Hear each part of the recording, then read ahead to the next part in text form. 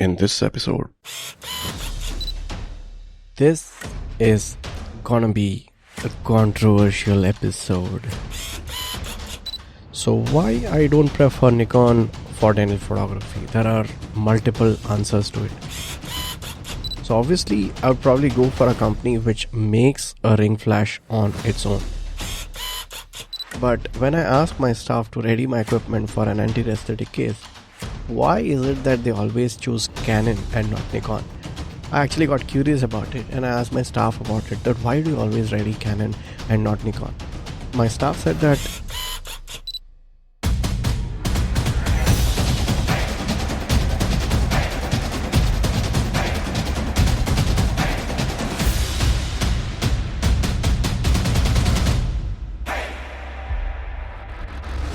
You're listening to the Dental Photography School podcast, where I'll be sharing practical tips on clinical and general photography. I'm Dr. Mayur Dauda, and I've been coaching dentists and dermatologists on clinical photography since 2013. If you don't want to miss out on any action, make sure to subscribe to my show because I release an episode every Saturday morning.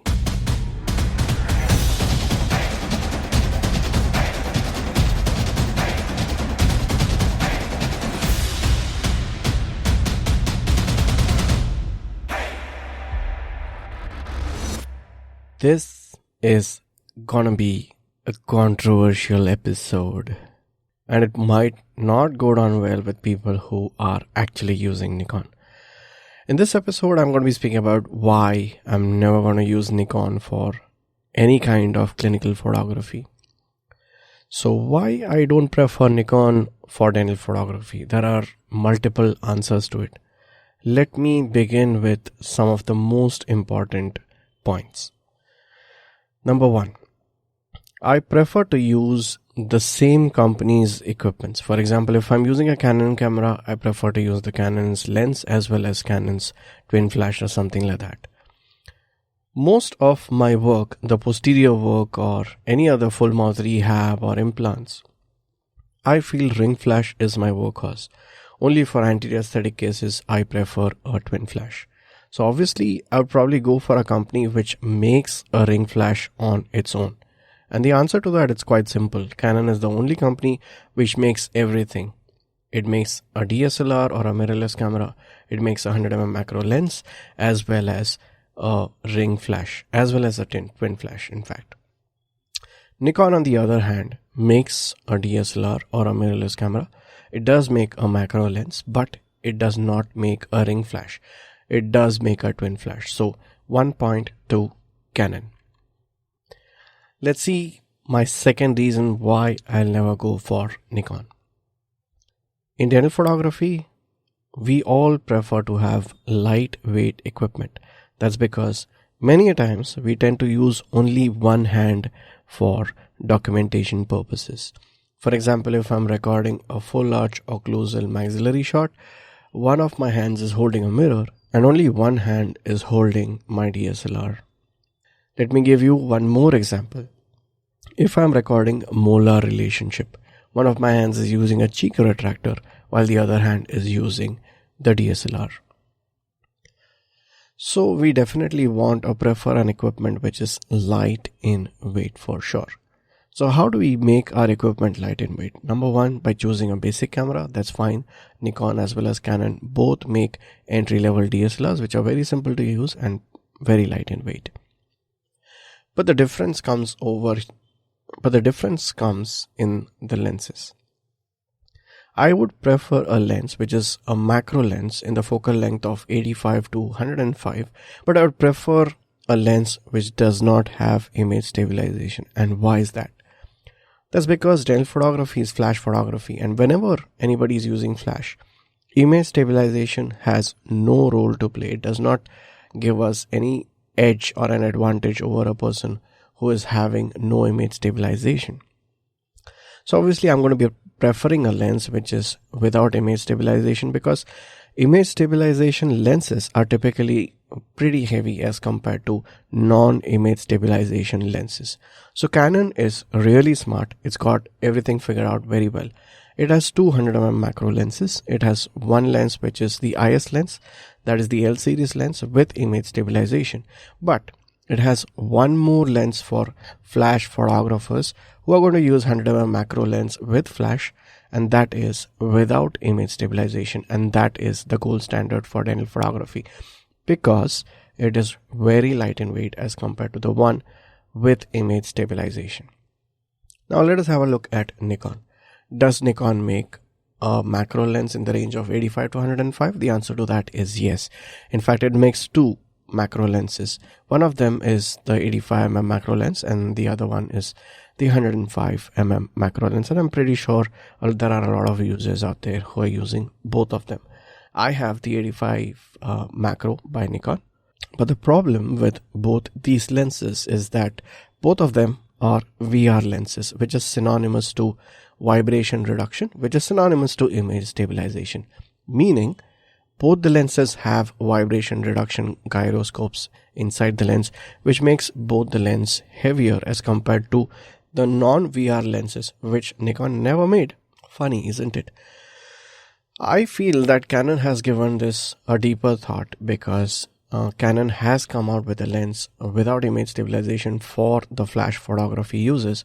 However, Nikon actually did not give it a good amount of thought to it, and it stuck to VR lenses, which adds to the weight and makes it very difficult to use the 105 or the 85mm comparatively. In fact, I would say that the 85mm of Nikon is probably almost the same weight as 100mm of Canon. I would prefer the 100mm over the 85mm because it might give me lesser distortion as compared to an 85mm, which could or would give me some amount of distortion.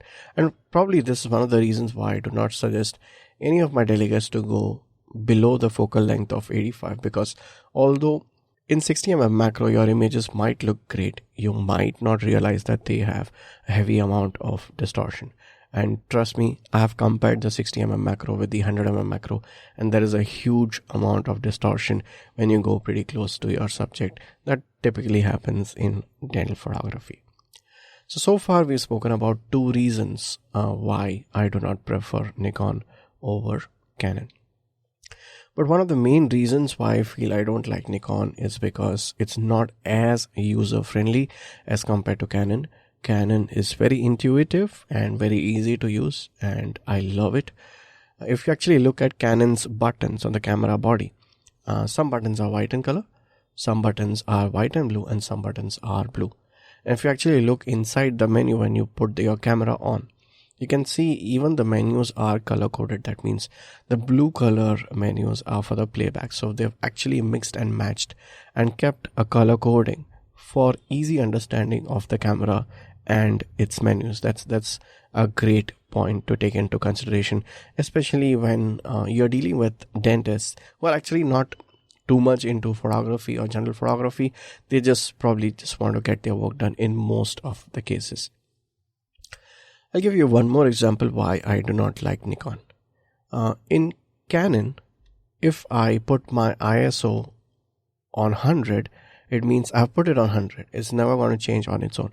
But in Nikon, even if I put my ISO on say 100 or 200, but inside the deeper menus, if the ISO was set on auto, it overrides whatever ISO we have kept, and it'll change ISO on its own depending upon the available light. Now that's very annoying, and I've actually found out a lot of my students struggling and getting confused that they have set the ISO to 100, but God knows why the ISO keeps on changing on its own.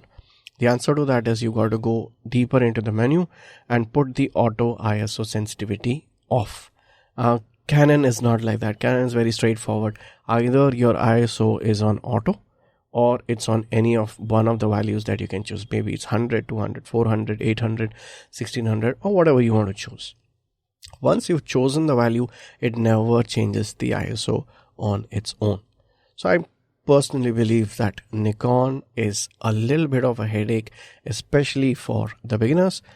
Nikon users, please do not get me wrong. These are my personal opinions. I'm sure you have your own opinions, and I'm sure you might be defending Nikon because you like Nikon or you use Nikon. But I probably want to leave this conversation with my last point.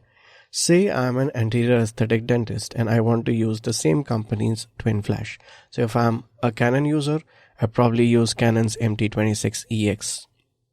But if I'm a Nikon user, I have R1C1 system. Why I do not like the R1C1 system is because Nikon has made it extremely complicated to use this particular flash system. I would probably say that this flash system was made for advanced photographers because there are too many settings, too many buttons, and too many menus inside the twin flash itself. Canon, on the other hand, is very user friendly when it comes to twin flash. It has one commander and two wired flashes.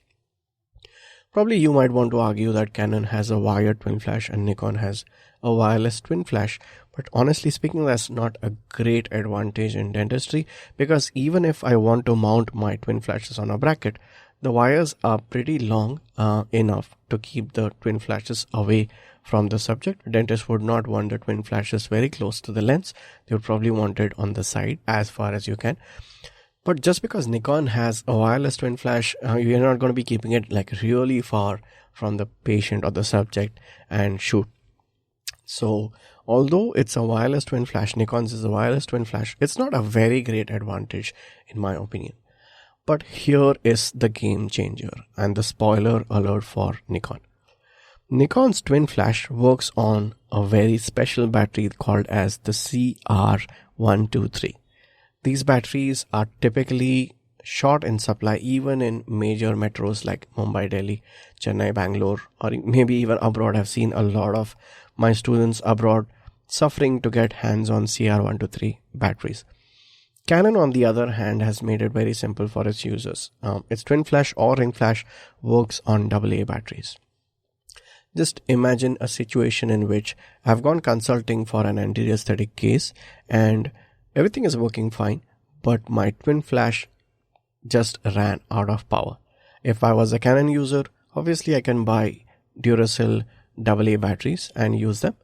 But as a Nikon user, you might be suffering because once the CR123 batteries go down, it's very difficult to find these batteries. I could probably be getting the AA batteries for Canon in the clinic where I am because most of the people have AA batteries or access to AA batteries. Even if they don't, it would be available very close by. But CR123 batteries are typically not available in general stores or pharmacies, which is quite possible for AA batteries. So one of the reasons why I hate Nikon's twin flash, trust me, I have the R1C1 system, but I never use it, is because of the batteries. Now let me give you a very practical approach to twin flashes. Whenever I want to document an anti-aesthetic case, both my cameras are outside, Canon as well as Nikon. But when I ask my staff to ready my equipment for an anti-aesthetic case, why is it that they always choose Canon and not Nikon? I actually got curious about it and I asked my staff about it, that why do you always ready Canon and not Nikon? My staff said that it takes 2 minutes to mount the twin flash system by Canon. However, it takes 20 minutes to mount the twin flash system by Nikon. Now, this is not my personal opinion. I probably feel that there are a lot of parts. The commander is separate, the twin flashes are separate, and the adapter that goes in front of the lens is separate. And there's one more adapter according to the lens that you have. There are too many adapters and too many parts to the twin flash, which is not the case with Canon. In Canon, users have the flash and one adapter, whereas in the Nikon's twin flash, you have two twin flashes, you have one adapter that goes in front of your lens, and you have the commander, which is also separate, and if you want to put other accessories, that is also separate. So one of the reasons why my staff prefers using Canon's twin flash is because it's very easy to mount and use, whereas the twin flash is a little time consuming, so my staff gets a little lazy when it comes to mounting the twin flash for Nikon. So I hope that this particular episode might be an eye-opener for many, and it might help you make the right choice when it comes to the equipment for clinical dental photography. If you have questions, or if you got offended by this episode, please make it a point to put it in the comments. I would love to hear your views on this particular episode because it's a very specific episode and might be heart piercing for Nikon users. But if you're a Nikon user and if you'd like to defend yourself, please put it in the comments or mail me on dentalphotographyschool@gmail.com. You can also connect with me on Facebook on Dr. Mayur Dauda, or you could probably connect with me on Instagram on Mayur_US Maestro, or LinkedIn as Mayur Dauda. I'm also there on Twitter by Dr. Mayur Dauda. And I'm hopeful that all the podcast episodes are out there and helping a lot of people understand dental photography. I'll be looking forward to get back to you in the next episode. Till then, bye-bye. That's all we have time for in this episode. If you are getting benefited from my tips, do show your love by leaving a rating and a review. For tutorials on photography, do check out my channel Dental Photography School on YouTube.